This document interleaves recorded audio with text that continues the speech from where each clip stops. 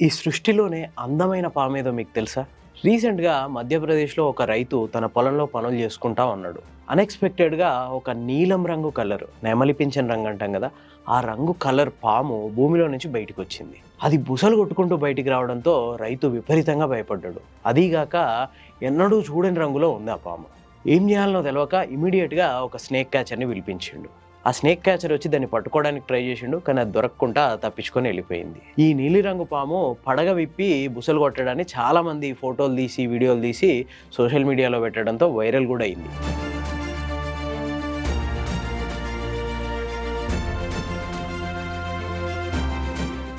అయితే ఇది ప్రపంచంలోనే రెండో అత్యంత అందమైన పాము అని చెప్పి ఆ స్నేక్ క్యాచర్ చెప్తున్నాడు.